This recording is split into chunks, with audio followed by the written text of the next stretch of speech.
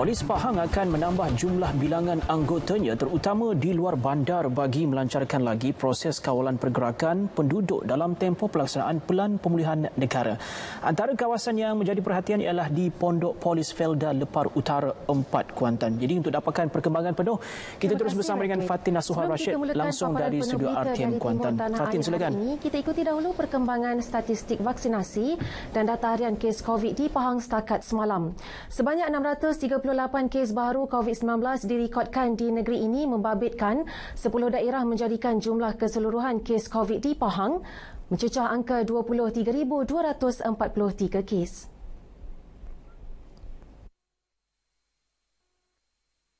Menurut kenyataan Jabatan Kesihatan Negeri Pahang, kes tertinggi dicatatkan di Bentong dengan 212 kes.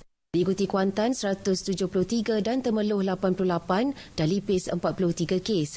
Daripada 638 kes baru itu, sebanyak 113 kes dikesan membabitkan 18 kluster. Secara keseluruhan, sebanyak 5,430 kes aktif, 397 kes sembuh dan 3 kematian telah dicatatkan. Dalam pada itu, sejumlah 461,692 individu di Pahang sudah memperoleh sekurang-kurangnya 1 dos suntikan vaksin menerusi program imunisasi COVID-19 kebangsaan.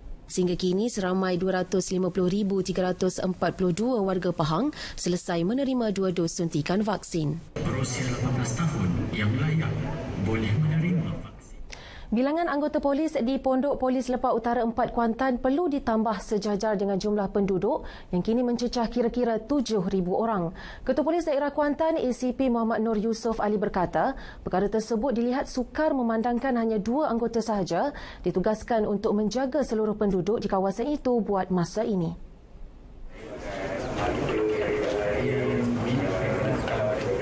Perkara itu akan diangkat ke pengetahuan pihak pengurusan IPK Pahang untuk dipertimbangkan. Sangat perlu cadangan penambahan ini ataupun kelulusan penambahan ini dilaksanakan. Dan insyaAllah saya akan sekali lagi mengangkat ataupun mengingatkan kepada pihak pengurusan di kontingen Pahang ini untuk membantu pihak daerah lah bagi melihat kewajarannya untuk orang kata cadangan untuk penambah keanggotaan ini.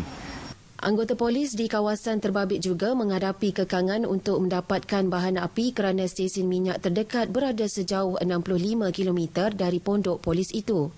Sebelum ini, masalah penempatan anggota yang kini terpaksa menyewa di rumah milik peneroka juga telah disuarakan pihaknya. Beliau berkata demikian selepas menyampaikan sumbangan barangan keperluan harian kepada anggota polis berkenaan. Kita di Pondok Polis Lepar Utara 4 kita ada 5 rancangan sebenarnya.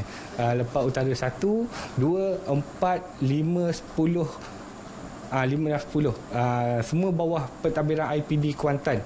Dan saya di sini hanya 2 anggota untuk mentadbir 7,000 penduduk.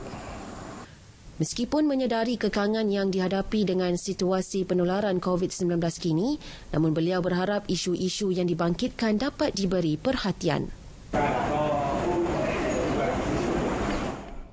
Terkesan dengan pandemik COVID-19 yang menyebabkan ramai terjejas, mendorong seorang guru mengambil inisiatif membuka meja food bank di hadapan rumahnya di Indra Mahkota Kuantan. Sikap terpuji Murniza Muda sedikit sebanyak membuka ruang masyarakat di sekitarnya yang memerlukan untuk mendapatkan bantuan.